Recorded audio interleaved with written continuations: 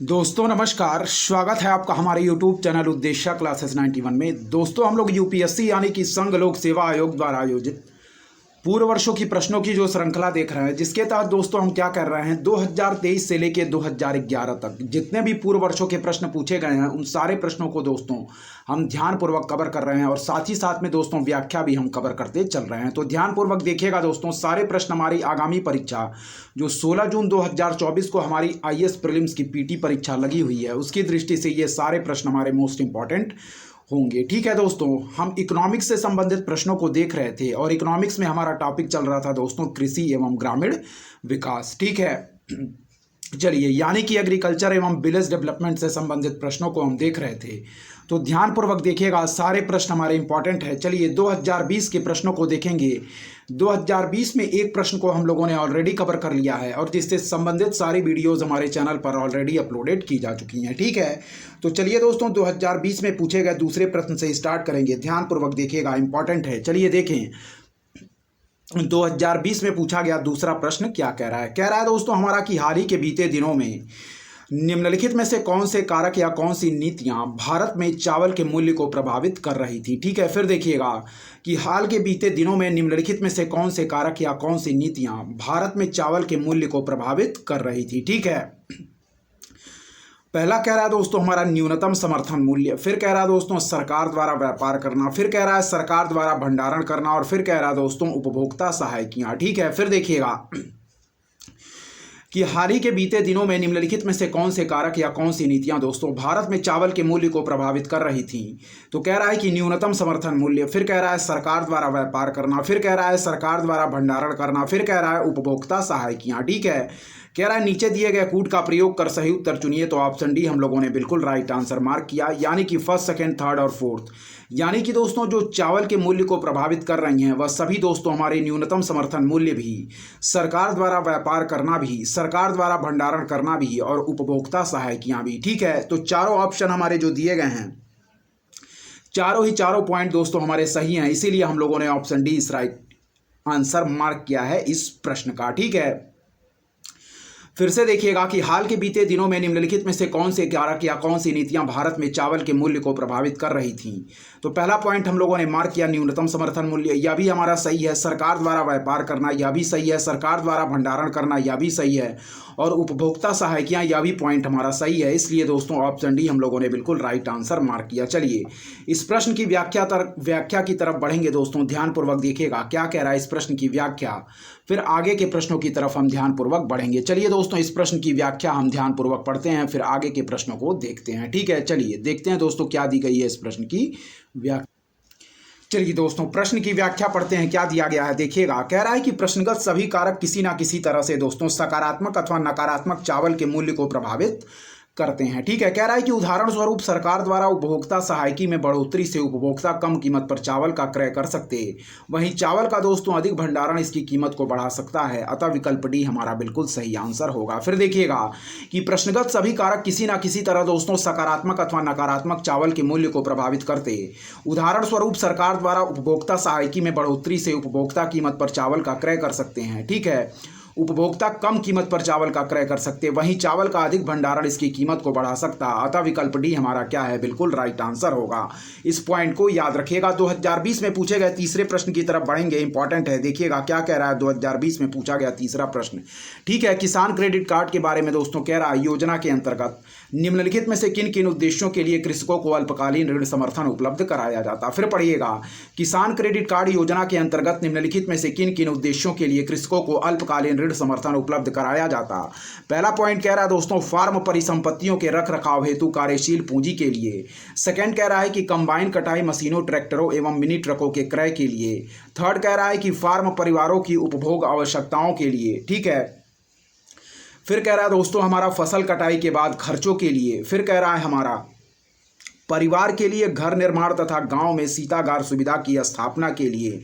ठीक है, तो कह रहा है नीचे दिए गए कूट का प्रयोग कर सही उत्तर चुनिए। ठीक है, फिर से पढ़िएगा क्या कह रहा है कह रहा है कि किसान क्रेडिट कार्ड योजना के अंतर्गत निम्नलिखित में से किन किन उद्देश्यों के लिए कृषकों को अल्पकालीन ऋण समर्थन उपलब्ध कराया जाता। पहला पॉइंट कह रहा है कि फार्म परिसंपत्तियों के रख रखाव हेतु कार्यशील पूंजी के लिए। सेकंड कह रहा है कि कंबाइन कटाई मशीनों, ट्रैक्टरों एवं मिनी ट्रकों के क्रय के लिए। फिर कह रहा है फार्म परिवारों की उपभोग आवश्यकताओं के लिए। फिर कह रहा है दोस्तों हमारा कि फसल कटाई के बाद खर्चों के लिए। और फिर कह रहा है परिवार के लिए घर निर्माण तथा गांव में शीतागार सुविधा की स्थापना के लिए। तो इसमें सही आंसर मार्क करेंगे दोस्तों ऑप्शन बी, यानी कि फर्स्ट, थर्ड और फोर्थ पॉइंट हमारे इस संदर्भ में सही दिए गए हैं। यानी कि दोस्तों फार्म परिसंपत्तियों के रख रखाव हेतु कार्यशील पूंजी के लिए क्या है, पहला पॉइंट जो दिया गया हमारा बिल्कुल सही है दोस्तों, कि फार्म परिसंपत्तियों के रख रखाव हेतु कार्यशील पूंजी के लिए।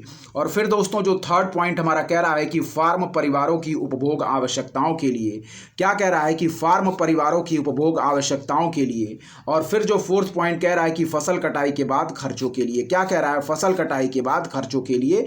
इस पॉइंट को याद रखिएगा। जबकि सेकंड और फिफ्थ पॉइंट दोस्तों हमारे इस संदर्भ में सही नहीं दिए गए हैं, इस पॉइंट को याद रखिएगा।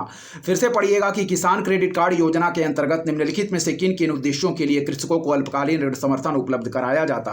तो पहला पॉइंट कह रहा है कि फार्म परिसंपत्तियों के रखरखाव हेतु कार्यशील पूंजी के लिए, बिल्कुल सही है।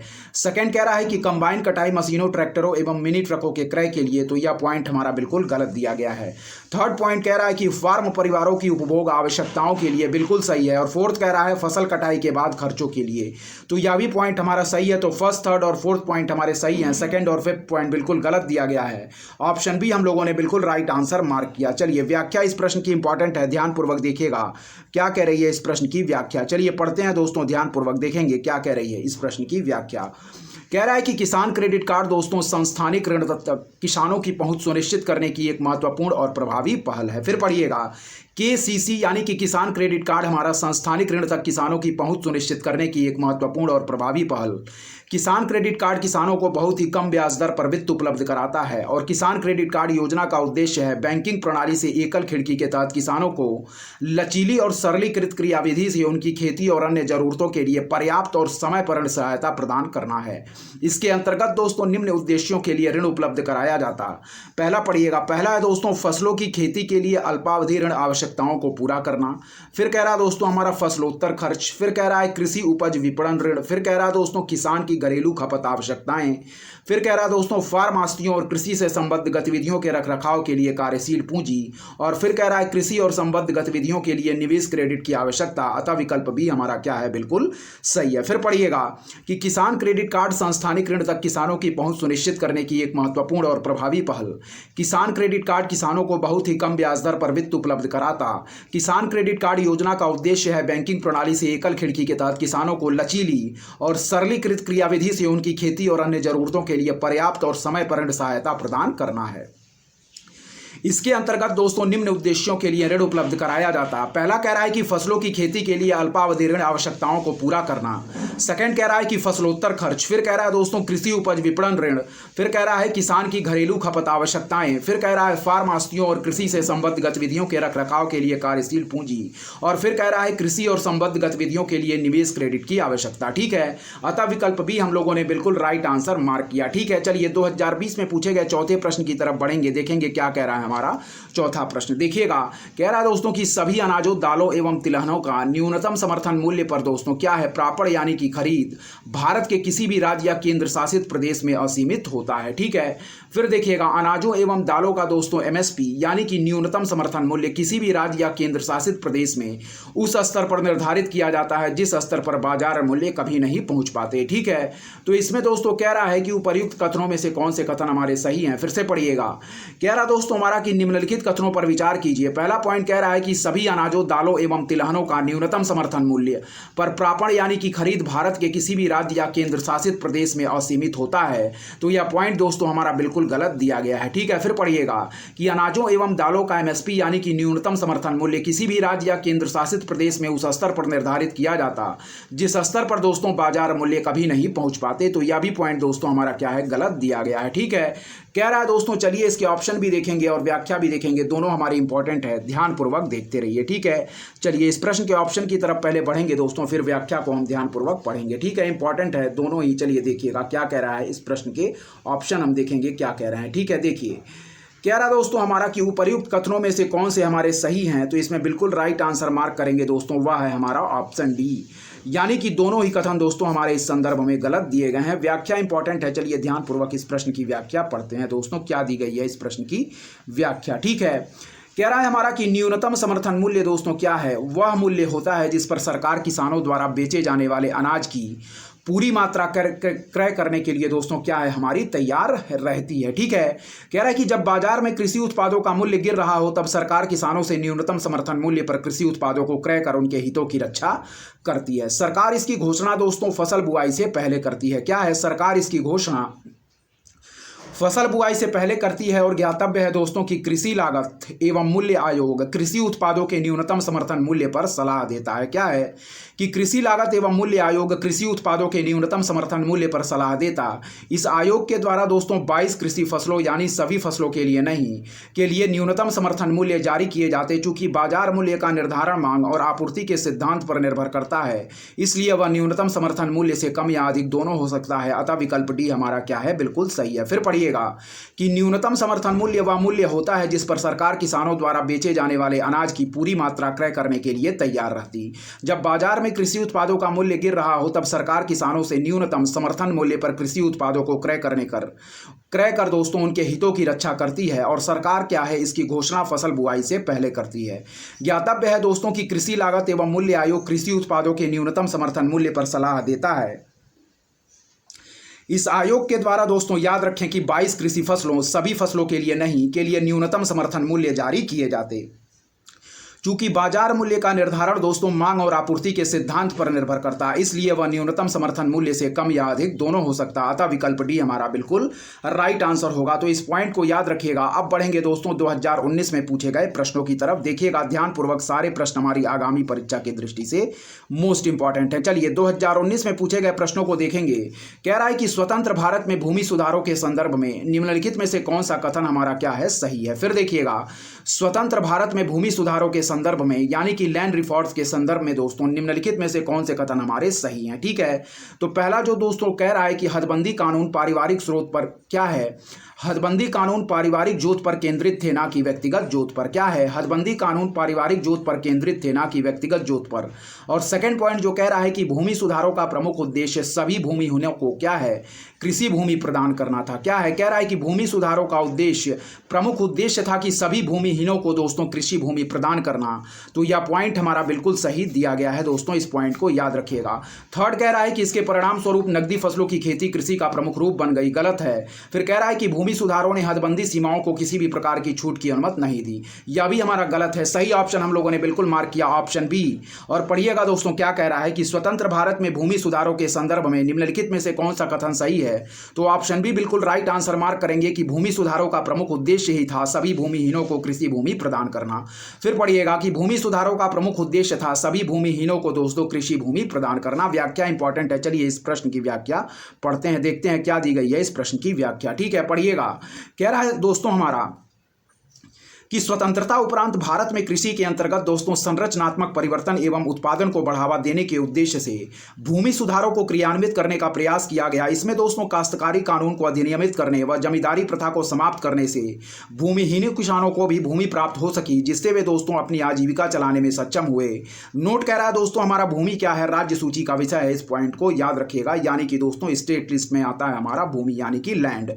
फिर देखिएगा कि स्वतंत्रता उपरांत भारत में कृषि के अंतर्गत संरचनात्मक परिवर्तन एवं उत्पादन को बढ़ावा देने के उद्देश्य से भूमि सुधारों को क्रियान्वित करने का प्रयास किया गया। इसमें दोस्तों काश्तकारी कानून को अधिनियमित करने व जमींदारी प्रथा को समाप्त करने से भूमिहीन किसानों को भी भूमि प्राप्त हो सकी, जिससे वे अपनी आजीविका चलाने में सक्षम हुए। नोट एक छोटा सा याद रखिएगा कि लैंड हमारा दोस्तों स्टेट लिस्ट का विषय है। ठीक है, चलिए बढ़ेंगे 2019 में पूछे गए दूसरे प्रश्न की तरफ। इंपॉर्टेंट है, ध्यानपूर्वक देखिएगा क्या कह रहा है। 2019 में पूछा गया दूसरा प्रश्न कह रहा है दोस्तों कि भारतीय खाद्य निगम के लिए खाद्यान्नों की आर्थिक लागत लागत में न्यूनतम समर्थन मूल्य और किसानों को भुगतान किए गए बोनस यदि कुछ हैं के साथ साथ और क्या शामिल है, तो इसमें बिल्कुल राइट आंसर मार्क करेंगे प्रापण, प्रासंगिक प्रभार तथा दोस्तों वितरण लागत। ऑप्शन सी हमारा बिल्कुल राइट आंसर होगा। ठीक है, फिर देखिएगा क्या कह रहा है कि भारतीय खाद्य निगम के लिए खाद्यान्नों की आर्थिक लागत में न्यूनतम समर्थन मूल्य और किसानों को भुगतान किए गए बोनस यदि कुछ है के साथ साथ और क्या शामिल है, तो हम लोगों ने बिल्कुल राइट आंसर मार्क किया ऑप्शन सी प्रापण, प्रासंगिक प्रभार तथा वितरण लागत। ऑप्शन सी हमारा बिल्कुल राइट आंसर होगा।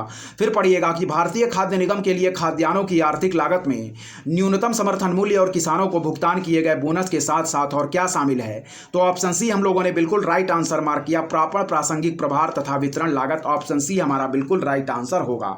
चलिए इस प्रश्न की व्याख्या देखेंगे। ऑप्शन सी हम लोगों ने बिल्कुल राइट आंसर मार्क किया। व्याख्या इस प्रश्न की इंपॉर्टेंट है, ध्यानपूर्वक देखिएगा क्या कह रही है इस प्रश्न की व्याख्या। 2019 में पूछे गए दूसरे प्रश्न को दोस्तों हम देख रहे थे। ठीक है, कृषि एवं ग्रामीण विकास से संबंधित प्रश्नों को दोस्तों हम देख रहे हैं और इकोनॉमिक्स से संबंधित हमारा दोस्तों ये सारे प्रश्न हैं। ठीक है, तो ध्यानपूर्वक देखिएगा। चलिए पढ़ते हैं दोस्तों इस प्रश्न की व्याख्या क्या दी गई है, इंपॉर्टेंट है, ध्यानपूर्वक देखिएगा। चलिए देखिए क्या कह रही है इस प्रश्न की व्याख्या। कह रहा है कि भारतीय खाद्य निगम यानी कि फूड कॉर्पोरेशन ऑफ इंडिया के लिए खाद्यान्नों की आर्थिक लागत में दोस्तों न्यूनतम समर्थन मूल्य और किसानों को भुगतान किए गए बोनस के साथ साथ प्रोक्योरमेंट दोस्तों क्या है, इंसिडेंटल्स और दोस्तों डिस्ट्रीब्यूशन कॉस्ट भी हमारा क्या है, शामिल होता है। फिर देखिएगा कि भारतीय खाद्य निगम के लिए खाद्यान्नों की आर्थिक लागत में न्यूनतम समर्थन मूल्य और किसानों को भुगतान किए गए बोनस के साथ साथ प्रोक्योरमेंट दोस्तों, इंसिडेंटल्स और दोस्तों डिस्ट्रीब्यूशन कॉस्ट हमारा शामिल होता है। यानी कि दोस्तों आर्थिक लागत इज इक्वल टू किसानों को दिया न्यूनतम समर्थन मूल्य, ठीक है, प्लस दोस्तों खरीद संबंधी सहायक खर्च प्लस वितरण लागत। ठीक है, फिर देखिएगा आर्थिक लागत इज इक्वल टू किसानों को दिया न्यूनतम समर्थन मूल्य प्लस खरीद संबंधी सहायक खर्च प्लस वितरण लागत। फिर पढ़िएगा कि भारतीय खाद्य निगम के लिए खाद्यान्नों की आर्थिक लागत में न्यूनतम समर्थन मूल्य और किसानों को भुगतान किए गए बोनस के साथ साथ प्रोक्योरमेंट, इंसिडेंटल्स और दोस्तों डिस्ट्रीब्यूशन कॉस्ट शामिल हैं। कह रहा है कि आर्थिक लागत बराबर किसानों को दिया न्यूनतम समर्थन मूल्य प्लस दोस्तों खरीद संबंधी सहायक खर्च प्लस वितरण लागत। इस पॉइंट को याद रखिएगा। चलिए 2019 में पूछे गए तीसरे प्रश्न की तरफ बढ़ेंगे, देखेंगे क्या कह रहा है। 2019 में पूछा गया तीसरा प्रश्न, भारत द्वारा दोस्तों आयातित कृषि जिन्सों में क्या है। कह रहा है कि भारत द्वारा आयातित कृषि जिन्सों में पिछले 5 वर्षों में निम्नलिखित में से किस एक का मूल्य के आधार पर अधिकतम आयात रहा है। ठीक है, तो ऑप्शन डी हम लोगों ने बिल्कुल राइट आंसर मार्क किया, वनस्पति तेल इसका बिल्कुल राइट आंसर होगा। फिर पढ़िएगा कि भारत द्वारा दोस्तों आयातित कृषि जिन्सों में पिछले 5 वर्षों में निम्नलिखित में से किस एक का मूल्य के आधार पर अधिकतम आयात रहा है। फिर पढ़िएगा कि भारत द्वारा आयातित कृषि जिन्सों में पिछले 5 वर्षों में निम्नलिखित में से किस एक का मूल्य के आधार पर अधिकतम आयात रहा, तो ऑप्शन डी वनस्पति तेल हम लोगों ने बिल्कुल राइट आंसर मार्क किया। व्याख्या पढ़िएगा कि आर्थिक सर्वेक्षण 2017-18 के अनुसार मूल्य के आधार पर वनस्पति तेल पिछले 5 वर्षों में सर्वाधिक आयातित कृषि वस्तु है। ठीक है, फिर पढ़िएगा कि आर्थिक सर्वेक्षण 2017-18 के अनुसार मूल्य के आधार पर वनस्पति तेल पिछले 5 वर्षों में सर्वाधिक आयातित कृषि वस्तु है। इस पॉइंट को याद रखिएगा। प्रश्न कह रहा था कि भारत द्वारा आयातित कृषि जिन्सों में पिछले 5 वर्षों में निम्नलिखित में से किस एक का मूल्य के आधार पर अधिकतम आयात रहा है, तो ऑप्शन डी हम लोगों ने बिल्कुल राइट आंसर मार्क किया। चलिए 2018 में पूछे गए प्रश्नों की तरफ बढ़ेंगे, ध्यानपूर्वक देखिएगा क्या कह रहा है। 2018 में पूछा गया प्रश्न, चलिए पढ़ते हैं। कह रहा है कि निम्नलिखित पर विचार कीजिए। पहला कह रहा है दोस्तों हमारा सुपारी, सेकंड कह रहा है जौ, फिर है कॉफी, फिर है हमारा रागी, पांचवा है मूंगफली, छठा है तिल, फिर है दोस्तों हमारा हल्दी। कह रहा है कि उपर्युक्त में से किनके न्यूनतम समर्थन मूल्य की घोषणा आर्थिक मामलों की कैबिनेट समिति ने की है। ठीक है, तो इसमें दोस्तों हम लोग मार्क करेंगे ऑप्शन बी, यानी कि दोस्तों जौ की, फिर है दोस्तों हमारा क्या, फोर्थ है दोस्तों हमारा क्या है, रागी की, फिर है दोस्तों मूंगफली की और फिर है दोस्तों हमारी तिल की। जबकि दोस्तों क्या है, सुपारी, कॉफी और हल्दी की न्यूनतम समर्थन मूल्य की घोषणा हमारी आर्थिक मामलों की कैबिनेट समिति ने नहीं की है। यानी कि सुपारी क्या है दोस्तों, सुपारी, कॉफी और हल्दी। ठीक है, जबकि दोस्तों जौ, रागी, तिल और मूंगफली की न्यूनतम समर्थन मूल्य की घोषणा हमारी आर्थिक मामलों की कैबिनेट समिति ने की है। तो इस पॉइंट को याद रखिएगा। प्रश्न का विकल्प हम लोग बिल्कुल राइट आंसर मार्क करेंगे, ऑप्शन बी इसका बिल्कुल राइट आंसर होगा। ठीक है, कह रहा है कि निम्नलिखित पर विचार कीजिए। पहला कह रहा है सुपारी, दूसरा है दोस्तों जौ, फिर कह रहा है कॉफी, फिर है रागी, फिर है मूंगफली, फिर है तिल और फिर है हल्दी। कह रहा है कि उपर्युक्त में से किनके न्यूनतम समर्थन मूल्य की घोषणा आर्थिक मामलों की कैबिनेट समिति ने की है, तो बिल्कुल राइट आंसर हम लोगों ने मार्क किया जौ की दोस्तों, फिर है हमारी रागी की, फिर है मूंगफली की और तिल की। जौ की, रागी की, मूंगफली की और तिल की। क्या है, जौ की, रागी की, मूंगफली की और तिल की। इन चारों फसलों की कीमत दोस्तों न्यूनतम समर्थन मूल्य इनका आर्थिक मामलों की कैबिनेट समिति ने घोषणा की है, यह याद रखिएगा। जबकि दोस्तों सुपारी, कॉफी और हल्दी की न्यूनतम समर्थन मूल्य की घोषणा आर्थिक मामलों की कैबिनेट कमेटी ने नहीं की है, ठीक है। तो ऑप्शन बी हम लोगों ने बिल्कुल राइट आंसर मार्क किया। 2, 4, 5 और 6 पॉइंट हमारे बिल्कुल सही हैं, जबकि दोस्तों फर्स्ट, थर्ड और 7 पॉइंट हमारे गलत दिए गए हैं। व्याख्या इंपॉर्टेंट है, चलिए दोस्तों व्याख्या देखिएगा इस प्रश्न की क्या कह रहा है, ध्यानपूर्वक देखिए। व्याख्या पढ़ते हैं, इंपॉर्टेंट है। चलिए देखिए, कह रहा दोस्तों हमारा ध्यानपूर्वक देखिएगा व्याख्या इस प्रश्न की क्या कह रहा है, इंपॉर्टेंट है। देखिए चलिए, कह रहा है कि वर्ष 2018-19 के लिए क्या है, आर्थिक मामलों की कैबिनेट समिति ने विभिन्न फसलों के न्यूनतम समर्थन मूल्य की घोषणा की है, ठीक है। फिर देखिएगा, कह रहा दोस्तों कि इनमें क्या है, जौ है, चना है, मसूर है, रैपसीड है तथा गेहूं जैसी रबी फसलों का न्यूनतम समर्थन मूल्य पहले से दोस्तों क्या है, हमारा 1.5 गुना अधिक है। वहीं दोस्तों रागी के न्यूनतम समर्थन मूल्य में 54% यानी कि दोस्तों 2931.2 रुपये प्रति क्विंटल की वृद्धि होगी। इस पॉइंट को याद रखिएगा। फिर देखिएगा, वर्ष 2018-19 के लिए आर्थिक मामलों की कैबिनेट समिति ने विभिन्न फसलों के न्यूनतम समर्थन मूल्य की घोषणा की है। इनमें दोस्तों जौ है, चना है, मसूर है, रैपसीड है तथा गेहूं जैसी रबी फसलों का न्यूनतम समर्थन मूल्य पहले से दोस्तों क्या है, 1.5 गुना अधिक है। वहीं दोस्तों रागी के न्यूनतम समर्थन मूल्य में 54% यानी कि 2931.2 रुपये प्रति क्विंटल की वृद्धि होगी। आगे देखिएगा कि मूंगफली का न्यूनतम समर्थन मूल्य हमारा दोस्तों 17.10% की वृद्धि के साथ 4975.4 रुपये प्रति क्विंटल, जबकि दोस्तों तिल जिसे हम सिसमम कहते हैं का न्यूनतम समर्थन मूल्य 23.20% की वृद्धि के साथ 6405.5 रुपये प्रति क्विंटल रहने की संभावना। उल्लेखनीय है कि ज्वार, रागी तथा तिल कुछ ऐसी फसलें हैं जिनके दोस्तों न्यूनतम समर्थन मूल्य में केवल लागत को कवर किया जाता है। क्या है, उल्लेखनीय है कि ज्वार, रागी तथा तिल कुछ ऐसी फसलें हैं जिनके न्यूनतम समर्थन मूल्य में केवल लागत को कवर किया जाता। न्यूनतम समर्थन मूल्य व न्यूनतम मूल्य होता है जिस पर सरकार किसानों द्वारा बेचे जाने वाले अनाज की पूरी मात्रा क्रय करने के लिए तैयार रहती। इसके अंतर्गत जब बाजार में कृषि उत्पादों का मूल्य गिर रहा होता तब सरकार किसानों से न्यूनतम समर्थन मूल्य पर कृषि उत्पादों की खरीद कर उनके हितों की रक्षा करती है। इस पॉइंट को याद रखिएगा, ठीक है। चलिए आगे इस प्रश्न की व्याख्या देखेंगे दोस्तों ध्यानपूर्वक। आगे कुछ और प्रश्न की व्याख्या दी गई है, ध्यानपूर्वक देखेंगे क्या कह रही है आगे इस प्रश्न की व्याख्या, इंपॉर्टेंट है, पढ़िएगा, ठीक है। कह रहा दोस्तों कि सरकार इस न्यूनतम समर्थन मूल्य की घोषणा फसल बोने से पूर्व करती और कृषि लागत व मूल्य आयोग कृषि उत्पादों के न्यूनतम समर्थन मूल्य पर सलाह देता है। इस पॉइंट को याद रखिएगा। कह रहा है कि वर्तमान में 22 फसलों के लिए न्यूनतम समर्थन मूल्य की घोषणा की जाती है, जिसमें है दोस्तों 7 हमारे अनाज हैं, जैसे धान, गेहूं, जौ, ज्वार, बाजरा, मक्का व रागी। क्या है, 7 हमारे अनाज हैं जिसमें दोस्तों धान, गेहूं, जौ, ज्वार, बाजरा, मक्का व रागी है। धान, गेहूं, जौ, ज्वार, बाजरा, मक्का व रागी। 5 हमारी दालें हैं दोस्तों, देखिएगा, अरहर, मूंग, चना, उड़द और मसूर। अरहर, मूंग, चना क्या है, अरहर, मूंग, चना, उड़द और मसूर। अरहर, मूंग, चना, उड़द और मसूर। नेक्स्ट देखिएगा, 7 हमारे तिलहन हैं, सरसों या तोरिया, मूंगफली है, सोयाबीन के बीज हैं, सूरजमुखी हैं, काला तिल है दोस्तों, कुसुम है, नाइजर सीड है, ठीक है।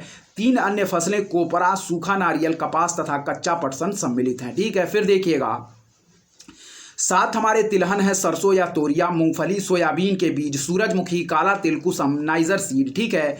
3 अन्य फसलें हैं दोस्तों कोपरा यानी कि सूखा नारियल, कपास तथा कच्चा पटसन सम्मिलित हैं। इस पॉइंट को याद रखिएगा। फिर से देख लीजिए कि वर्तमान में 22 फसलों के लिए न्यूनतम समर्थन मूल्य की घोषणा की जाती, जिनमें 7 हमारे क्या है दोस्तों, अनाज हैं, धान है, गेहूं है, जौ है, ज्वार है, बाजरा है, मक्का है व रागी है।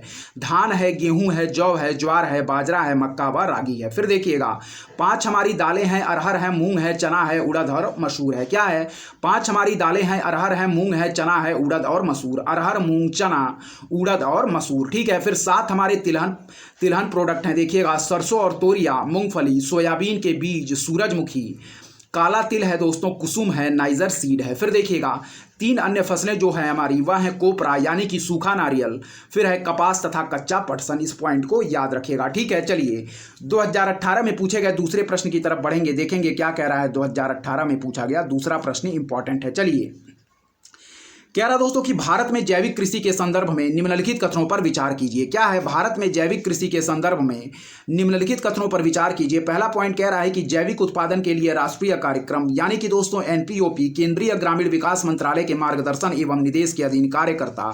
सेकंड कह रहा दोस्तों एनपीओपी जिसे हम कहेंगे जैविक उत्पादन के लिए राष्ट्रीय कार्यक्रम, कह रहा है इसके क्रियान्वयन के लिए कृषि और प्रसंस्कृत खाद्य उत्पाद निर्यात विकास प्राधिकरण जिसे हम कहते हैं एपीडा सचिवालय के रूप में कार्य करता है। और फिर कह रहा है है कि जैविक उत्पादन के लिए राष्ट्रीय कार्यक्रम, देखिएगा इससे संबंधित कुछ और पॉइंट हमारे दिए गए हैं भारत में जैविक कृषि के संदर्भ में। देखिएगा, कह रहा है कि सिक्किम भारत का पहला पूरी तरह से जैविक राज्य बन गया है। ठीक है, कह रहा है कि उपर्युक्त कथनों में से कौन से हमारे पॉइंट सही दिए गए हैं, तो ऑप्शन बी हम लोगों ने बिल्कुल राइट आंसर मार्क किया। फिर पढ़िएगा कि भारत में जैविक कृषि के संदर्भ में निम्नलिखित कथनों पर विचार कीजिए। पहला पॉइंट पढ़िएगा,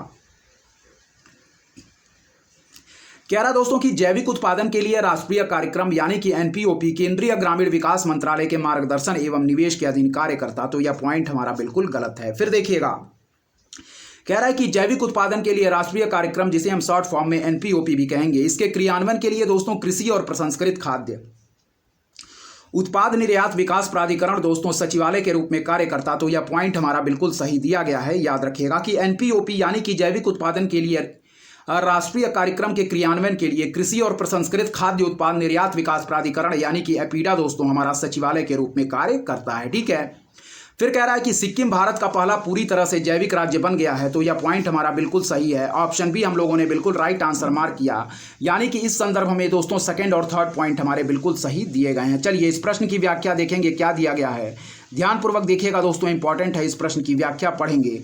कह रहा है कि जैविक कृषि ऑर्गेनिक फार्मिंग दोस्तों कृषि की वह विधि है जो संश्लेषित उर्वरकों एवं संश्लेषित कीटनाशकों के अप्रयोग या न्यूनतम प्रयोग पर आधारित है तथा जो भूमि की उर्वरा शक्ति को बचाए रखने के लिए फसल चक्र, हरी खाद, कंपोस्ट आदि का प्रयोग करती है। फिर पढ़िएगा जैविक कृषि के बारे में कि जैविक कृषि यानी कि ऑर्गेनिक फार्मिंग दोस्तों कृषि की वह विधि है जो संश्लेषित उर्वरकों एवं संश्लेषित कीटनाशकों के अप्रयोग या न्यूनतम प्रयोग पर आधारित है तथा जो भूमि की उर्वरा शक्ति को क्या है बचाए रखने के लिए फसल चक्र दोस्तों, हरी खाद, कंपोस्ट आदि का प्रयोग करती है। ठीक है, सन 1990 के बाद से विश्व में दोस्तों जैविक उत्पादों का बाजार वर्तमान में काफ़ी बढ़ गया है। क्या है, सन 1990 के बाद से विश्व में जैविक उत्पादों का बाजार वर्तमान में काफ़ी बढ़ गया।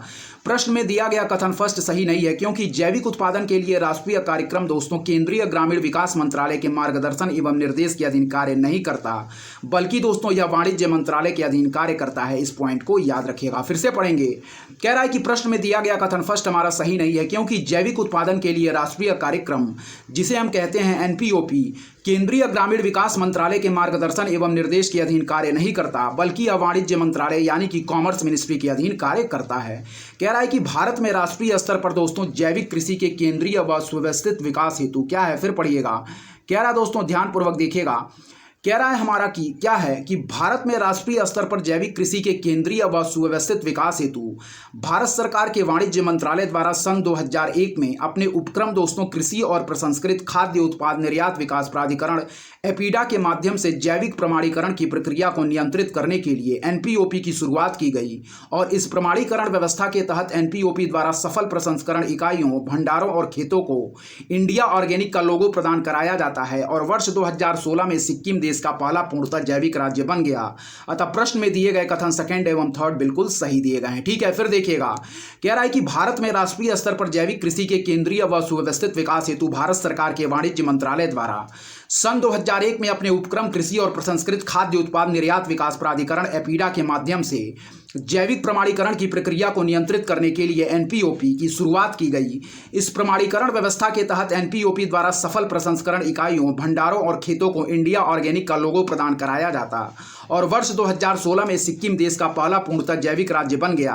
कह रहा है दोस्तों प्रश्न में दिए गए हमारे कथन सेकंड एवं थर्ड सही हैं, जबकि फर्स्ट कथन हमारा बिल्कुल गलत दिया गया है। ठीक है, तो इस प्रश्न की व्याख्या को हम लोगों ने पूरी तरीके से कंप्लीट कर लिया है। चलिए दोस्तों आगे के प्रश्नों की तरफ ध्यानपूर्वक बढ़ेंगे।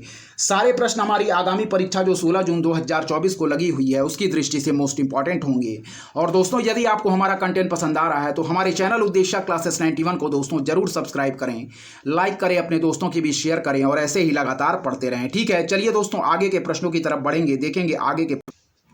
चलिए दोस्तों अब 2017 में पूछे गए प्रश्नों को देखेंगे जो कि हमारे क्या हैं, कृषि एवं ग्रामीण विकास से पूछे गए प्रश्न है। ठीक है, देखिए कह रहा है हमारा कि राष्ट्रीय कृषि बाजार यानी कि नेशनल एग्रीकल्चर मार्केट दोस्तों स्कीम को क्रियान्वित करने का क्या क्या लाभ है। फिर पढ़िएगा कि राष्ट्रीय कृषि बाजार यानी कि दोस्तों नेशनल एग्रीकल्चर मार्केट स्कीम को क्रियान्वित करने के क्या क्या लाभ है, यानी कि इनाम की बात कर रहा है दोस्तों। ठीक है, चलिए, कह रहा है कि यह कृषि वस्तुओं के लिए सर्वभारतीय इलेक्ट्रॉनिक व्यापार पोर्टल है। पहला पॉइंट कह रहा है कि यह कृषि वस्तुओं के लिए सर्वभारतीय इलेक्ट्रॉनिक व्यापार पोर्टल है। और सेकंड कह रहा है दोस्तों कि यह कृषकों के लिए राष्ट्रव्यापी बाजार सुलभ कराता है, जिसमें दोस्तों उनके उत्पाद की गुणवत्ता के अनुरूप कीमत मिलती है। ठीक है, नीचे दिए गए कोड का प्रयोग कर सही उत्तर चुनिए।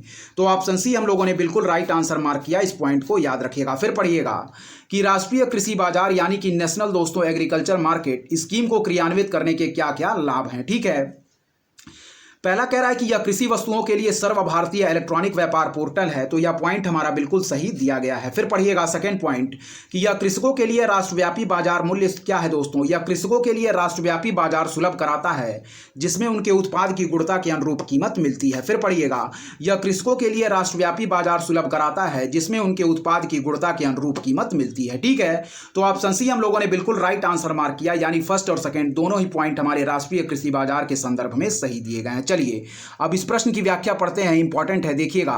कह रहा है कि राष्ट्रीय कृषि बाजार, जिसे हम इनाम कहते हैं, एक सर्वभारतीय यानी कि पैन इंडिया इलेक्ट्रॉनिक व्यापार पोर्टल है, जो कृषि से संबंधित उपजों के लिए एक एकीकृत राष्ट्रीय बाजार का निर्माण करने के लिए मौजूदा एपीएमसी मंडी का एक प्रसार है। फिर देखिएगा कि राष्ट्रीय कृषि बाजार यानी कि इनाम एक क्या है, सर्वभारतीय यानी कि दोस्तों पैन इंडिया इलेक्ट्रॉनिक व्यापार पोर्टल है, जो कि हमारा कृषि से संबंधित उपजों के लिए एक एकीकृत राष्ट्रीय बाजार का निर्माण करने के लिए मौजूदा एपीएमसी मंडी का एक प्रसार है। फिर सेकंड पॉइंट पढ़िएगा, क्या कह रहा है, कह रहा है कि राष्ट्रीय कृषि बाजार कृषकों को बाजार सुलभ कराता है तथा उपज की गुणवत्ता के अनुरूप मूल्यों को तय करने का एक बेहतर प्लेटफॉर्म भी सुनिश्चित करता है, ताकि उत्पादक तथा उपभोक्ता दोनों को उचित मूल्य पर उत्पादन उपलब्ध हो सके। फिर पढ़िएगा, पहला पॉइंट कह रहा है कि राष्ट्रीय कृषि बाजार यानी कि इनाम एक सर्वभारतीय पैन इंडिया इलेक्ट्रॉनिक व्यापार पोर्टल है, जो कृषि से संबंधित उपजों के लिए दोस्तों एक एकीकृत राष्ट्रीय बाजार का निर्माण करने के लिए मौजूदा एपीएमसी मंडी का एक प्रसार है। फिर पढ़िएगा, राष्ट्रीय कृषि बाजार कृषकों को बाजार सुलभ कराता तथा उपज की गुणवत्ता के अनुरूप मूल्यों को तय करने का एक बेहतर प्लेटफॉर्म भी सुनिश्चित करता है, ताकि उत्पादक तथा उपभोक्ता दोनों को उचित मूल्य पर उत्पादन उपलब्ध हो सके। ठीक है, चलिए बढ़ेंगे 2016 में पूछे गए प्रश्नों की तरफ। इंपॉर्टेंट है, देखिएगा क्या प्रश्न हमारे 2016 में दोस्तों कृषि एवं ग्रामीण विकास टॉपिक से पूछे गए हैं। चलिए, प्रधानमंत्री फसल बीमा योजना के बारे में यहाँ कुछ पॉइंट दिए जा रहे हैं, देखिएगा। देखिए, कह रहा है कि प्रधानमंत्री फसल बीमा योजना के संदर्भ में निम्नलिखित कथनों पर क्या कीजिए दोस्तों, विचार कीजिए। ठीक है, तो पहला पॉइंट कह रहा है, देखिएगा, कह रहा है कि इस योजना के अंतर्गत कृषकों को वर्ष के किसी भी मौसम में उनके द्वारा किसी भी फसल की खेती करने पर 2% की एक समान दर से बीमा किस्त का भुगतान करना होगा। ठीक है, फिर देखिएगा कि इस योजना के अंतर्गत कृषकों को वर्ष के किसी भी मौसम में उनके द्वारा किसी भी फसल की खेती करने पर 2% की एक समान दर से बीमा किस्त का भुगतान करना होगा। और सेकंड पॉइंट कह रहा है कि यह योजना हमारा चक्रवात एवं गैर मौसमी वर्षा से होने वाले कटाई उपरांत घाटे को बीमा कृत करती है। ठीक है, तो इसमें सही ऑप्शन जो मार्क करेंगे वह है दोस्तों हमारा ऑप्शन बी। ठीक है, ऑप्शन बी हम बिल्कुल राइट आंसर मार्क करेंगे, याद रखिएगा, केवल 2 हमारा बिल्कुल राइट आंसर होगा। ठीक है, कह रहा है कि प्रधानमंत्री फसल बीमा योजना के संदर्भ में निम्नलिखित कथनों पर विचार कीजिए। तो पहला पॉइंट कह रहा है कि इस योजना के अंतर्गत कृषकों को वर्ष के किसी भी मौसम में उनके द्वारा किसी भी फसल की खेती करने पर 2% की एक समान दर से बीमा किस्त का भुगतान करना होगा, तो यह पॉइंट हमारा बिल्कुल गलत दिया गया है। सेकंड पॉइंट पढ़िएगा कि यह योजना दोस्तों चक्रवात एवं गैर मौसमी वर्षा से होने वाले कटाई उपरांत घाटे को बीमाकृत करती है, तो यह पॉइंट हमारा बिल्कुल सही दिया गया है प्रधानमंत्री फसल बीमा योजना के संदर्भ में। ऑप्शन बी हम लोगों ने बिल्कुल राइट आंसर मार्क किया।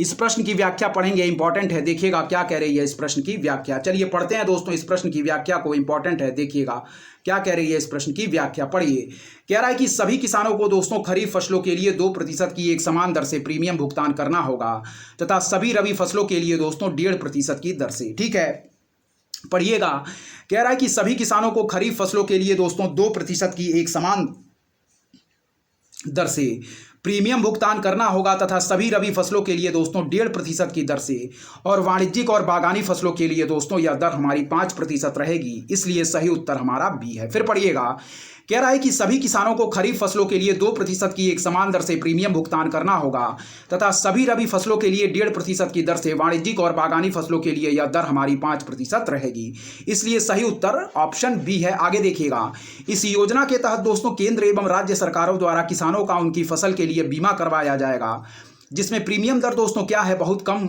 रखी गई है। ठीक है, इसमें दोस्तों किसानों को क्या होगा, अधिक लाभ मिलेगा तथा आत्महत्या जैसी प्रवृत्ति पर अंकुश लग सकेगा। इस योजना में किसानों द्वारा कम प्रीमियम राशि देने के बावजूद फसल नुकसान पर उचित हर्जाना दिया जाएगा और पहले की तुलना में आपदा सूची अथवा श्रेणियों का भी विस्तार कर दिया गया है। ठीक है, फिर देखिएगा, पढ़िएगा कि सभी किसानों को खरीफ फसलों के लिए 2% की एक समान दर से प्रीमियम भुगतान करना होगा। सभी रबी फसलों के लिए 1.5% की दर से, वाणिज्यिक और बागानी फसलों के लिए यह दर दोस्तों 5% रखी गई है। फिर पढ़िएगा, सभी किसानों को खरीफ फसलों के लिए 2% की एक समान दर से प्रीमियम भुगतान करना होगा। सभी रबी फसलों के लिए 1.5% की दर, वाणिज्यिक और बागानी फसलों के लिए यह दर दोस्तों 5% रखी गई है। इसलिए सही उत्तर हम लोगों ने ऑप्शन बी मार्क किया। फिर पढ़िएगा कि इस योजना के तहत केंद्र एवं राज्य सरकारों द्वारा किसानों का उनकी फसल के लिए बीमा करवाया जाएगा, जिसमें प्रीमियम दर दोस्तों बहुत कम कर दी गई है। इससे किसानों को अधिक लाभ मिलेगा तथा आत्महत्या जैसी प्रवृत्ति पर अंकुश लग सकेगा। कह रहा है कि इस योजना में किसानों द्वारा कम प्रीमियम राशि देने के बावजूद फसल नुकसान पर उचित हर्जाना दिया जाएगा और पहले की तुलना में आपदा सूची अथवा श्रेणियों का भी विस्तार कर दिया गया है। चलिए 2016 में पूछे गए दूसरे प्रश्न की तरफ बढ़ेंगे, इंपॉर्टेंट है। देखिएगा क्या कह रहा है, 2016 में पूछा गया दूसरा प्रश्न कह रहा है कि दोस्तों क्या है हमारा, देखिएगा, कह रहा है कि गहन कदम संवर्धन के माध्यम से पोषण सुरक्षा हेतु पहल यानी कि इनिशिएटिव दोस्तों for nutritional security through intensive millets क्या है प्रमोशन के संदर्भ में निम्नलिखित कथनों में से कौन से हमारे सही हैं। फिर पढ़िएगा कि गहन दोस्तों कंदन क्या है, गहन कदम संवर्धन के माध्यम से पोषण सुरक्षा हेतु पहल। फिर है देखिएगा दोस्तों, कह रहा है कि initiative for nutritional security through intensive millets promotion के संदर्भ में निम्नलिखित कथनों में से कौन से पॉइंट हमारे सही दिए गए हैं। तो पहला पॉइंट पढ़िएगा, कह रहा है कि इस पहल का उद्देश्य है दोस्तों उन्नत उत्पादन और कटाई उपरांत प्रौद्योगिकियों को क्या है निर्देशित करना है एवं समूह उपागम क्लस्टर अप्रोच के साथ एकीकृत रीति से मूल्यवर्धन तकनीकों को निर्देशित करना। फिर सेकंड पॉइंट की इस योजना में दोस्तों निर्धन लघु सीमांत एवं जनजातीय किसानों की बड़ी हितधारिता यानी कि स्टेक है। थर्ड पॉइंट कह रहा है हमारा कि इस योजना का एक महत्वपूर्ण उद्देश्य वाणिज्यिक फसलों के किसानों को पोषकों के अत्यावश्यक निवेशों के और लघु सिंचाई उपकरणों के निःशुल्क किट प्रदान कर कदन की खेती को और प्रोत्साहित करना है। ठीक है, फिर से पढ़िएगा, कह रहा है नीचे दिए गए कूट का प्रयोग कर सही उत्तर चुनिए। तो इसमें दोस्तों जो सही पॉइंट दिए गए हैं उसको हम पढ़ेंगे। चलिए देखिए, कह रहा है कि गहन कदम संवर्धन के माध्यम से पोषण सुरक्षा हेतु पहल यानी कि दोस्तों क्या कह रहा है, देखिएगा ध्यानपूर्वक, सारे पॉइंट हमारे इंपॉर्टेंट दिए गए हैं। चलिए देखिए दोस्तों कि कह रहा है कि गहन कदम संवर्धन के माध्यम से पोषण सुरक्षा हेतु पहल, जिसको हम पढ़ेंगे initiative for nutritional security through intensive millet promotion, इसके संदर्भ में निम्नलिखित कथनों में से कौन से पॉइंट हमारे सही दिए गए हैं। तो पहला पॉइंट कह रहा है कि इस पहल का उद्देश्य है दोस्तों उन्नत उत्पादन और कटाई उपरांत प्रौद्योगिकियों को निर्देशित करना है एवं समूह उपागम के साथ एकीकृत रीति से मूल्यवर्धन तकनीकों को निर्देशित करना है। तो यह पॉइंट हमारा बिल्कुल सही दिया गया। फिर पढ़िएगा कि इस पहल का उद्देश्य दोस्तों उन्नत उत्पादन और कटाई उपरांत प्रौद्योगिकियों को निर्देशित करना है एवं समूह उपागम के साथ एकीकृत रीति से मूल्यवर्धन तकनीकों को निर्देशित करना है। सेकंड पॉइंट पढ़िएगा कि इस योजना में दोस्तों निर्धन लघु सीमांत एवं जनजातीय किसानों की बड़ी हितधारिता यानी कि स्टेक है। इस पॉइंट को याद रखिएगा। फर्स्ट और सेकंड पॉइंट हमारे बिल्कुल सही हैं, जबकि थर्ड पॉइंट इस संदर्भ में गलत दिया गया है। इस पॉइंट को याद रखिएगा। ठीक है, चलिए इस प्रश्न के ऑप्शन मार्क करेंगे, फिर व्याख्या की तरफ हम बढ़ेंगे दोस्तों। याद रखिएगा इस प्रश्न की व्याख्या। चलिए देखिए, ऑप्शन सी हमारा बिल्कुल राइट आंसर होगा, यानी कि फर्स्ट और सेकंड कथन हमारे इस संदर्भ में सही दिए गए हैं, जबकि थर्ड कथन हमारा गलत दिया गया है। व्याख्या इंपॉर्टेंट है, व्याख्या दोस्तों पढ़िएगा इस प्रश्न की क्या दिया गया है। देखिए कि गहन कदम संवर्धन के माध्यम से पोषण सुरक्षा हेतु पहल यानी कि initiative for nutritional security through intensive millet promotion. ठीक है, 2011-12 में राष्ट्रीय कृषि विकास के तहत मोटे अनाज के विकास हेतु 300 करोड़ रुपए के आवंटन के साथ स्टार्ट यानी कि प्रारंभ हुई। इस पॉइंट को याद रखिएगा। ज्ञातव्य है दोस्तों कि मोटा अनाज यथा दोस्तों जौ चना आदि मानव की उत्पत्ति के समय जैसे ही पुराने हैं और पोषण से युक्त हैं। योजना का मुख्य उद्देश्य है कि नवीन अनुसंधान एवं तकनीकी विकास के माध्यम से मोटे अनाजों का विकास करना तथा भोज्य पदार्थ के रूप में आम जीवन शैली में शामिल करना है। साथ ही सरकार का प्रयास है कि मोटे अनाज उत्पादन को व्यावसायिक दृष्टि से लाभप्रद बनाया जाए और इस योजना में दोस्तों किसानों को क्या है पोषक तत्वों के संरक्षण, जैव उर्वरकों, यूरिया इत्यादि के लिए सहायता प्रदान की जाएगी। किंतु इस योजना में लघु सिंचाई उपकरणों के लिए निःशुल्क सहायता का प्रावधान नहीं है। इस पॉइंट को याद रखिएगा। अतः कथन थर्ड हमारा क्या है, बिल्कुल गलत है। फिर से पढ़िएगा, कह रहा है दोस्तों ध्यानपूर्वक पढ़िएगा क्या कह रहा है। कह रहा है हमारा कि गहन कदम संवर्धन के माध्यम से पोषण सुरक्षा हेतु पहल यानी कि initiative for nutritional security through intensive millet क्या है प्रमोशन। कह रहा है 2011-12 में राष्ट्रीय कृषि विकास के तहत मोटे अनाज के विकास हेतु 300 करोड़ करोड़ रुपए के आवंटन के साथ हुई। ज्ञातव्य है दोस्तों कि मोटा अनाज यथा दोस्तों जौ चना आदि हमारी मानव की उत्पत्ति के समय जैसे ही पुराने हैं और पोषण से युक्त हैं। कह रहा है कि योजना का मुख्य उद्देश्य है नवीन अनुसंधान एवं तकनीकी विकास के माध्यम से मोटे अनाजों का विकास करना तथा भोज्य पदार्थ के रूप में आम जीवन शैली में शामिल करना। साथ ही सरकार का प्रयास है कि मोटे अनाज उत्पादन को व्यावसायिक दृष्टि से लाभप्रद बनाया जाए और इस योजना में किसानों को पोषक तत्वों के संरक्षण, जैव उर्वरकों, यूरिया इत्यादि के लिए सहायता प्रदान की जाएगी। किंतु दोस्तों इस योजना में लघु सिंचाई उपकरणों के लिए निःशुल्क सहायता का प्रावधान नहीं है, इसलिए कथन थर्ड हमारा बिल्कुल गलत है और फर्स्ट और सेकंड पॉइंट हमारे इस संदर्भ में बिल्कुल सही दिए गए हैं। चलिए दोस्तों अब हम बढ़ेंगे दोस्तों 2015 में पूछे गए प्रश्नों की तरफ। 2016 में पूछे गए प्रश्नों को हम लोगों ने पूरी तरीके से कंप्लीट कर लिया है। चलिए अब बढ़ेंगे 2015 में पूछे गए प्रश्नों की तरफ। 2015 में पूछे गए प्रश्न भी हमारे आगामी परीक्षा की दृष्टि से मोस्ट इंपॉर्टेंट होंगे। चलिए देखेंगे दोस्तों क्या क्या प्रश्न हमारे 2015 में पूछे गए हैं। चलिए 2015 के पहले प्रश्न से दोस्तों हम स्टार्ट करेंगे, देखिएगा ध्यानपूर्वक, ठीक है। चलिए स्टार्ट करते हैं, पढ़ेंगे दोस्तों 2015 में पूछे गए पहले प्रश्न को। देखिए इंपॉर्टेंट है, देखिएगा। कह रहा है कि गन्ने की उचित एवं लाभप्रद कीमत, जिसे हम कहते हैं दोस्तों क्या है, फेयर रेम्युनरेशन प्राइस, को निम्नलिखित में से दोस्तों कौन अनुमोदित करता है या करती है, ठीक है। फिर देखिएगा गन्ने की उचित एवं लाभप्रद कीमत को निम्नलिखित में से कौन अनुमोदित करता है या करती है। फिर पढ़िएगा गन्ने की उचित एवं लाभप्रद कीमत को निम्नलिखित में से कौन अनुमोदित करता है। तो हम लोगों ने बिल्कुल राइट आंसर मार्क किया, ऑप्शन ए हमारा बिल्कुल राइट आंसर होगा, यानी कि दोस्तों आर्थिक मामलों की मंत्रिमंडलीय समिति, ठीक है। याद रखिएगा कह रहा है कि गन्ने की उचित एवं लाभप्रद कीमत को निम्नलिखित में से कौन अनुमोदित करता है या करती है। तो ऑप्शन ए हम लोगों ने बिल्कुल राइट आंसर मार्क किया, आर्थिक मामलों की मंत्रिमंडलीय समिति, ठीक है दोस्तों, यानी कि कमेटी ऑन इकोनॉमिक अफेयर्स, ठीक है। चलिए देखेंगे दोस्तों व्याख्या इस प्रश्न की इंपॉर्टेंट होगी, ध्यानपूर्वक देखिएगा क्या कह रही है इस प्रश्न की व्याख्या। चलिए पढ़ते हैं, ध्यानपूर्वक देखते हैं इस प्रश्न की व्याख्या को। कह रहा दोस्तों हमारा गन्ने की उचित एवं लाभप्रद कीमत क्या है, फेयर एंड रेम्युनरेशन प्राइस। देखिएगा कह रहा है कि गन्ने की उचित एवं लाभप्रद कीमत की सिफारिश दोस्तों कृषि लागत और कीमत आयोग यानी कि CACP करती है, लेकिन इसका अनुमोदन दोस्तों केंद्र सरकार की आर्थिक मामलों की मंत्रिमंडलीय समिति द्वारा किया जाता है। इंपॉर्टेंट पॉइंट है, इसको याद रखिएगा। फिर से पढ़ेंगे कि गन्ने की दोस्तों उचित एवं लाभप्रद कीमत हमारी की सिफारिश कृषि लागत और कीमत आयोग द्वारा की जाती है, लेकिन इसका अनुमोदन केंद्र सरकार की आर्थिक मामलों की मंत्रिमंडलीय समिति द्वारा किया जाता। फिर से पढ़िएगा कि गन्ने की उचित एवं लाभप्रद कीमत की सिफारिश कृषि लागत और कीमत आयोग द्वारा की जाती है, लेकिन इसका अनुमोदन केंद्र सरकार की आर्थिक मामलों की मंत्रिमंडलीय समिति द्वारा किया जाता।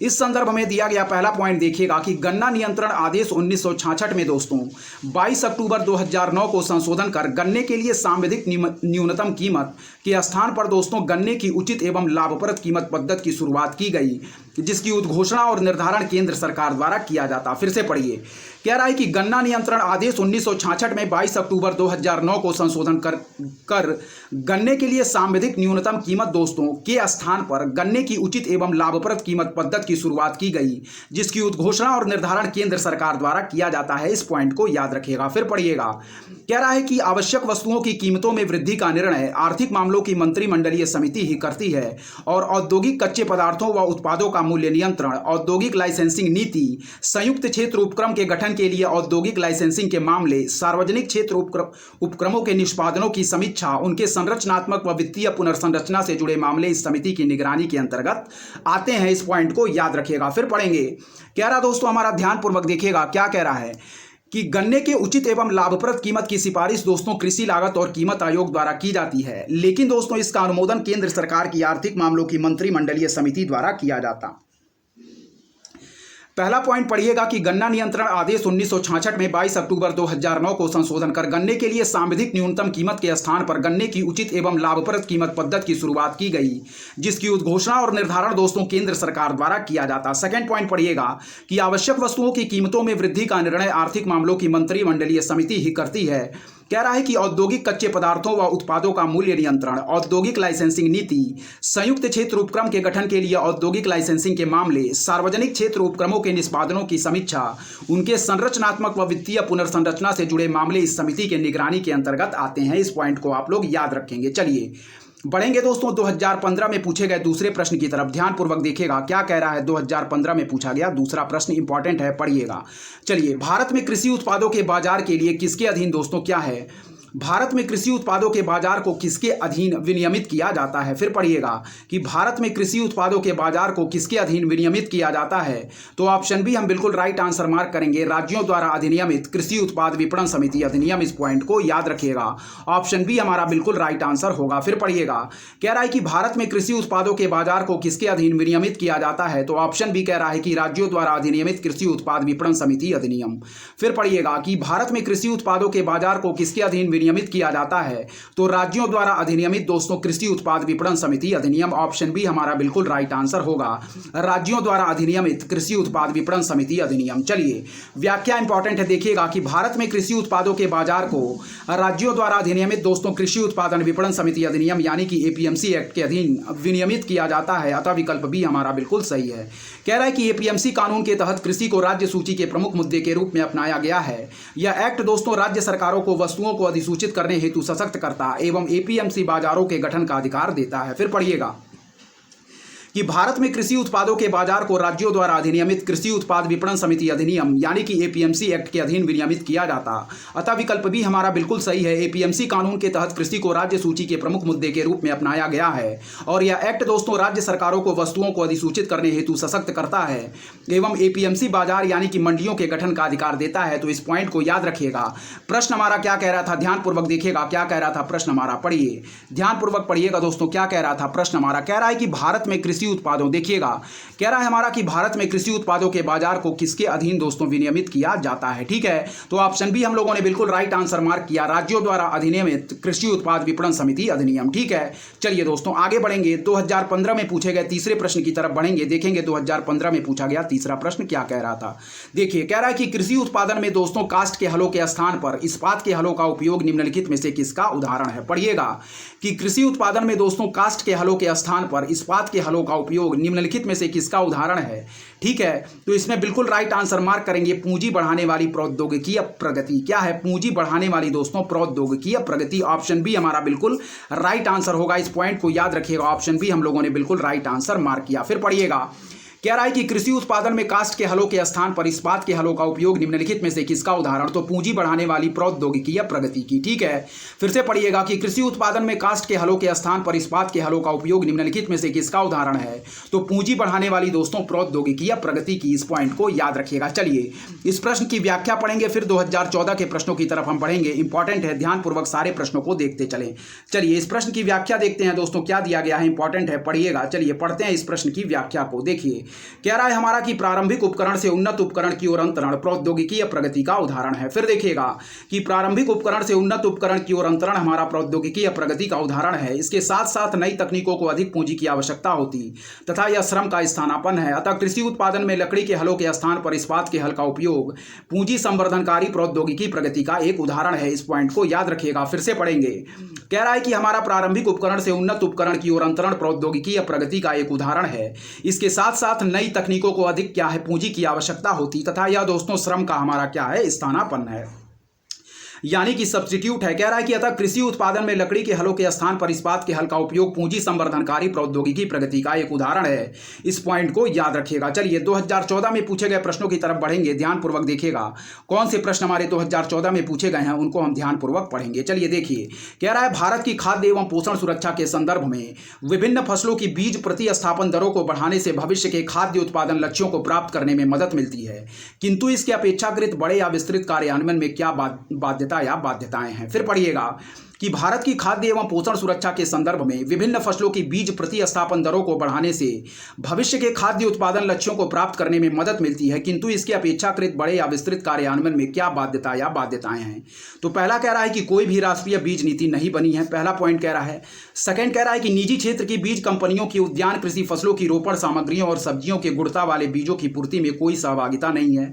और थर्ड पॉइंट कह रहा है कि निम्न मूल्य एवं उच्च परिमाण वाली फसलों के मामले में गुणवत्ता वाले बीजों के बारे में मांग मांग पूर्ति अंतराल है। ठीक है, कह रहा है नीचे दिए गए कूट का प्रयोग कर सही उत्तर चुनिए, तो ऑप्शन थर्ड हम बिल्कुल राइट आंसर मार्क करेंगे, यानी कि पॉइंट थर्ड हमारा बिल्कुल सही है, जबकि फर्स्ट और सेकंड पॉइंट हमारे बिल्कुल गलत दिए गए हैं। ठीक है, तो ऑप्शन बी हम लोगों ने बिल्कुल राइट आंसर मार्क किया।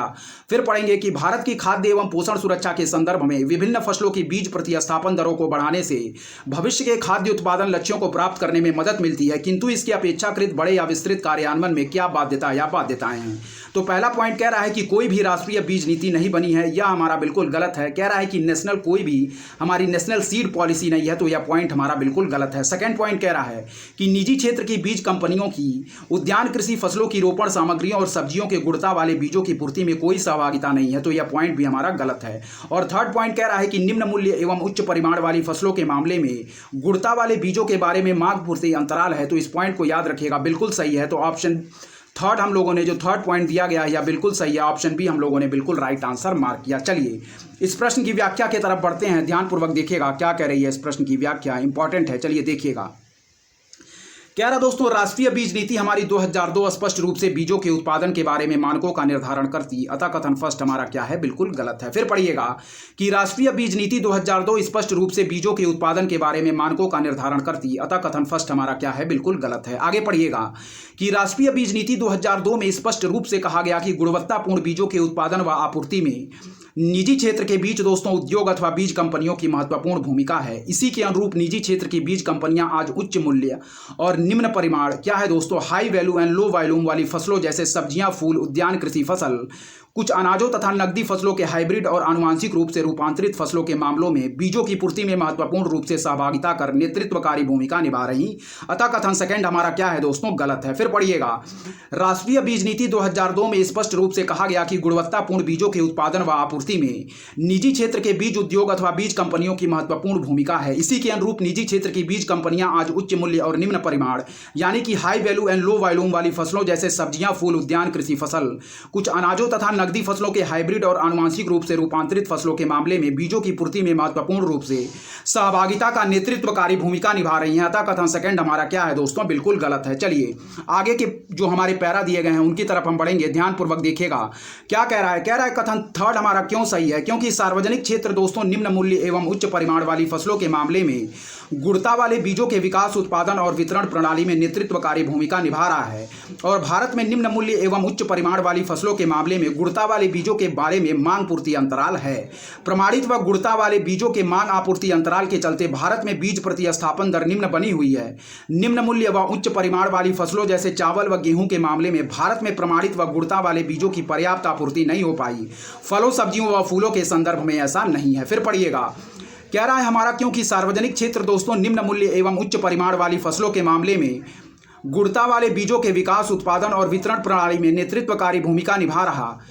भारत में निम्न मूल्य एवं उच्च परिमाण वाली फसलों के मामले में गुणवत्ता वाले बीजों के बारे में मांग पूर्ति अंतराल है। प्रमाणित व गुणवत्ता वाले बीजों के मांग आपूर्ति अंतराल के चलते भारत में बीज प्रतिस्थापन दर निम्न बनी हुई है। निम्न मूल्य व उच्च परिमाण वाली फसलों जैसे चावल व गेहूं के मामले में भारत में प्रमाणित व गुणवत्ता वाले बीजों की पर्याप्त आपूर्ति नहीं हो पाई। फलों, सब्जियों व फूलों के संदर्भ में ऐसा नहीं है। चलिए दोस्तों आगे के प्रश्नों की तरफ ध्यानपूर्वक बढ़ेंगे, सारे प्रश्न हमारे इंपॉर्टेंट है, ध्यानपूर्वक देखते रहेंगे। चलिए दोस्तों 2012 में पूछे गए प्रश्न की तरफ बढ़ेंगे, देखिएगा क्या कह रहा है। 2012 में पूछा गया प्रश्न इंपॉर्टेंट है, ध्यानपूर्वक देखिए। चलिए कह रहा है कि राष्ट्रीय ग्रामीण आजीविका मिशन ग्रामीण क्षेत्रीय निर्धनों के आजीविका विकल्पों को सुधारने का किस प्रकार प्रयास करता है। फिर देखिएगा कि राष्ट्रीय ग्रामीण आजीविका मिशन ग्रामीण क्षेत्रीय निर्धनों के आजीविका विकल्पों को सुधारने का किस प्रकार प्रयास करता है। तो पहला पॉइंट पढ़िएगा कि ग्रामीण क्षेत्रों में बड़ी संख्या में नए विनिर्माण उद्योग तथा कृषि व्यापार केंद्र स्थापित करके। सेकंड कह रहा है दोस्तों स्वयं सहायता समूहों को सशक्त बनाकर और कौशल विकास की सुविधाएं प्रदान करके। और फिर कह रहा है दोस्तों कृषकों को निःशुल्क बीज, उर्वरक, डीजल पंप सेट तथा लघु सिंचाई संयंत्र देकर। ठीक है, कह रहा है निम्नलिखित कूटों के आधार पर सही उत्तर चुनिए, तो ऑप्शन बी हम लोगों ने बिल्कुल राइट आंसर मार्क किया, यानी कि राष्ट्रीय ग्रामीण आजीविका मिशन के संदर्भ में केवल सेकंड पॉइंट हमारा सही दिया गया है। फिर पढ़िएगा कि राष्ट्रीय ग्रामीण आजीविका मिशन ग्रामीण क्षेत्रीय निर्धनों के आजीविका विकल्पों को सुधारने का किस प्रकार प्रयास करता है। तो पहला पॉइंट कह रहा है कि ग्रामीण क्षेत्रों में बड़ी संख्या में नए विनिर्माण उद्योग तथा कृषि व्यापार केंद्र स्थापित करके। तो यह पॉइंट हमारा बिल्कुल गलत दिया गया है। कह रहा है स्वयं सहायता समूहों को सशक्त बनाकर और कौशल विकास की सुविधाएं प्रदान कर। तो यह पॉइंट हमारा बिल्कुल सही है। थर्ड पॉइंट पढ़िएगा कि कृषकों को निःशुल्क बीज, उर्वरक, डीजल पंप सेट तथा लघु सिंचाई संयंत्र देकर, तो यह भी पॉइंट हमारा गलत है। सेकंड पॉइंट बिल्कुल सही है, याद रखिएगा कि राष्ट्रीय ग्रामीण आजीविका मिशन ग्रामीण क्षेत्रीय निर्धनों के आजीविका विकल्पों को सुधारने का किस प्रकार प्रयास करता है, तो ऑप्शन सेकंड हमारा बिल्कुल सही होगा। स्वयं सहायता समूहों को सशक्त बनाकर और कौशल विकास की सुविधाएं प्रदान कर, ऑप्शन सेकंड हम बिल्कुल राइट आंसर मार्क करेंगे, ऑप्शन बी। व्याख्या इस प्रश्न की मोस्ट इंपॉर्टेंट है, ध्यानपूर्वक देखिएगा। राष्ट्रीय ग्रामीण आजीविका मिशन के बारे में हम पढ़ेंगे। देखिए, कह रहा है कि राष्ट्रीय ग्रामीण आजीविका मिशन यानी कि क्या है दोस्तों, नेशनल रूरल लाइवलीहुड मिशन का शुभारंभ ग्रामीण विकास मंत्रालय द्वारा जून 2011 में विश्व बैंक के सहयोग से किया गया। मिशन के दोस्तों मुख्य उद्देश्य निम्नलिखित हैं। फिर पढ़िएगा कि राष्ट्रीय ग्रामीण आजीविका मिशन यानी कि नेशनल रूरल लाइवलीहुड मिशन का शुभारंभ ग्रामीण विकास मंत्रालय द्वारा जून 2011 में विश्व बैंक के सहयोग से किया गया। मिशन के कुछ मुख्य उद्देश्य यहां दिए गए हैं, पढ़िएगा। कह रहा है कि ग्रामीण निर्धनों के लिए दोस्तों सक्षम और प्रभावी संस्थागत प्लेटफॉर्म तैयार करना, ताकि वे सतत आजीविका बढ़ोतरी और वित्तीय सेवाओं तक पहुंच में सुधार का उपयोग अपनी हाउस होल्ड आय में वृद्धि के लिए कर सकें। फिर पढ़िएगा, ग्रामीण निर्धनों के लिए दोस्तों सक्षम और प्रभावी संस्थागत प्लेटफॉर्म तैयार करना, ताकि वे सतत आजीविका बढ़ोतरी और वित्तीय सेवाओं तक पहुंच में सुधार का उपयोग अपनी हाउस होल्ड आय में वृद्धि के लिए कर सकें। नेक्स्ट पॉइंट पढ़िएगा कि मिशन में दोस्तों कौशल विकास की सुविधा उपलब्ध कराना ग्रामीण क्षेत्रीय निर्धनों के आजीविका विकल्पों को सुधारने के लिए आवश्यक माना गया है। इस मिशन का नाम है दोस्तों आजीविका, ठीक है। इस मिशन का नया नाम है आजीविका। फिर से पढ़िएगा, कह रहा है कि राष्ट्रीय ग्रामीण आजीविका मिशन यानी कि नेशनल रूरल लाइवलीहुड मिशन का शुभारंभ दोस्तों ग्रामीण विकास मंत्रालय द्वारा जून 2011 में विश्व बैंक के सहयोग से यानी कि वर्ल्ड बैंक के हेल्प से दोस्तों स्टार्ट किया गया था। और मिशन के कुछ मुख्य उद्देश्य यहां दिए गए हैं, देखिएगा।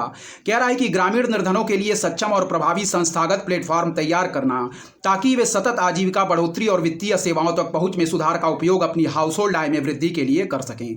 सेकंड पॉइंट पढ़िएगा कि मिशन में कौशल विकास की सुविधा उपलब्ध कराना ग्रामीण क्षेत्रीय निर्धनों के आजीविका विकल्पों को सुधारने के लिए आवश्यक माना गया। इस मिशन का नया नाम ही है दोस्तों आजीविका। इस पॉइंट को याद रखिएगा।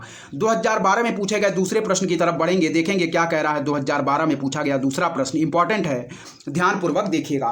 कह रहा दोस्तों कि भारत में औद्योगिक उत्पादन सकल सूचकांक में 8 मूल उद्योगों के सूचकांकों का संयुक्त भार 37.90% है। निम्नलिखित में से कौन से उद्योग उन 8 मूल उद्योगों में सम्मिलित हैं, ठीक है। फिर देखिएगा, कह रहा है कि भारत में दोस्तों औद्योगिक उत्पादन सकल सूचकांक यानी कि दोस्तों इंडेक्स ऑफ इंडस्ट्रियल प्रोडक्शन की बात कर रहा है, IIP की, में 8 मूल उद्योगों के सूचकांकों का संयुक्त भार 37.90% है। निम्नलिखित में से कौन से उद्योग उन 8 मूल उद्योगों में सम्मिलित हैं, ठीक है। तो फिर इसमें बिल्कुल राइट आंसर मार्क करेंगे दोस्तों। सीमेंट है हमारा, ठीक है।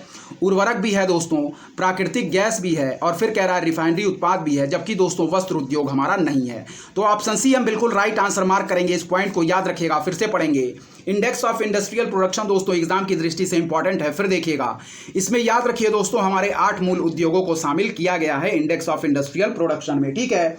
चलिए पढ़िएगा दोस्तों क्या कह रहा है। कह रहा है कि भारत में औद्योगिक उत्पादन सकल सूचकांक में 8 मूल उद्योगों के सूचकांकों का संयुक्त भार 37.90% है। निम्नलिखित में से कौन से उद्योग उन 8 मूल उद्योगों में सम्मिलित हैं, तो याद रखिएगा दोस्तों सीमेंट भी है, प्राकृतिक गैस भी है, उर्वरक भी है, रिफाइनरी उत्पाद भी है, जबकि दोस्तों वस्त्रों उद्योग हमारा नहीं है। इस पॉइंट को याद रखिएगा। चलिए इस प्रश्न की व्याख्या दोस्तों मोस्ट इंपॉर्टेंट है, ध्यानपूर्वक देखिएगा। चलिए दोस्तों पढ़ेंगे इस प्रश्न की व्याख्या को, मोस्ट इंपॉर्टेंट है इस प्रश्न की व्याख्या, देखिएगा। कह रहा है हमारा कि औद्योगिक उत्पादन सूचकांक, क्या कह रहा है देखिए, कह रहा है कि औद्योगिक उत्पादन सूचकांक हमारा अर्थव्यवस्था में दोस्तों औद्योगिक क्रियाओं के माप का एक तरीका है। पढ़िएगा, कह रहा है कि औद्योगिक उत्पादन सूचकांक हमारा क्या है, अर्थव्यवस्था में दोस्तों औद्योगिक क्रियाओं के माप का एक तरीका। इसमें दोस्तों खनन, उत्खनन, विनिर्माण तथा विद्युत क्षेत्र से संबंधित मदों को शामिल किया जाता। फिर पढ़िएगा कि औद्योगिक उत्पादन सूचकांक अर्थव्यवस्था में दोस्तों औद्योगिक क्रियाओं के माप का एक तरीका है। इसमें खनन, उत्खनन, विनिर्माण तथा विद्युत क्षेत्र से संबंधित मदों को शामिल किया जाता।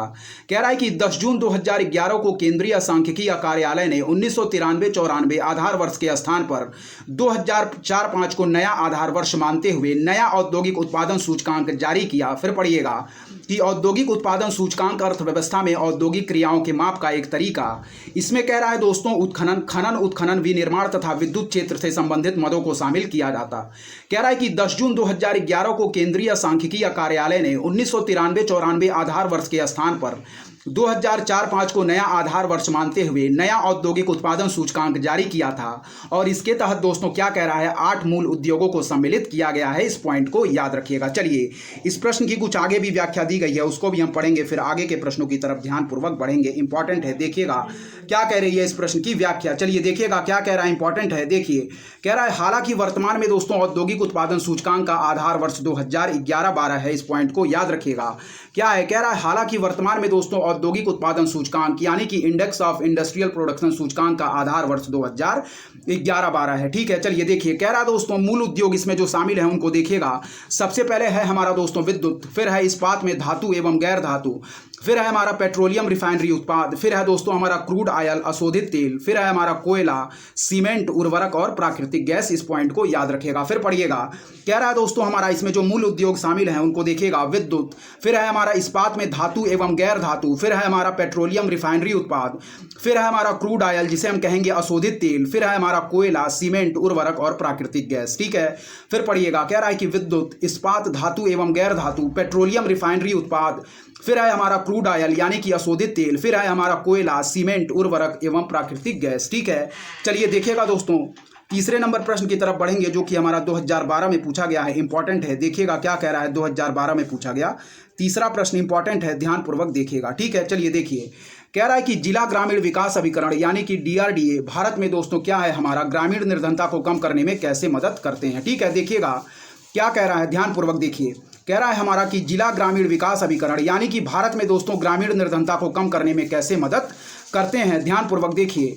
तो इसमें बिल्कुल जो राइट आंसर हम मार्क करेंगे दोस्तों वह है हमारा ऑप्शन बी, यानी कि केवल तीसरा और चौथा पॉइंट दोस्तों इसमें सही दिया गया है। इस पॉइंट को याद रखिएगा। कह रहा है कि DRDS जिसे हम कहते हैं जिला ग्रामीण विकास अभिकरण, या दोस्तों हमारा निर्धनता रोधी कार्यक्रमों के प्रभावी कार्यान्वयन हेतु अंतर क्षेत्रीय तथा अंतर विभागीय समन्वय और सहयोग सुरक्षित करते हैं। और फिर जो कह रहा है हमारा कि जिला ग्रामीण विकास अभिकरण निर्धनता रोधी कार्यक्रमों के लिए मिले कोष पर निगरानी रखते हैं और यह सुनिश्चित करते हैं कि उनका प्रभावी उपयोग हो। तो थर्ड और फोर्थ पॉइंट हमारा बिल्कुल सही दिया गया है दोस्तों। ठीक है, इसमें जो ऑप्शन मार्क करेंगे वह है हमारा ऑप्शन बी। इस पॉइंट को याद रखिएगा। ठीक है दोस्तों, ऑप्शन बी हमारा इस प्रश्न का बिल्कुल राइट आंसर होगा। इस वीडियो में दोस्तों यहीं तक रखते हैं, इसके बाकी बचे हुए पार्ट को हम लोग नेक्स्ट वीडियो में कवर करेंगे। तब तक लगातार पढ़ते रहें दोस्तों। तब तक दोस्तों धन्यवाद। जय हिंद, जय भारत दोस्तों।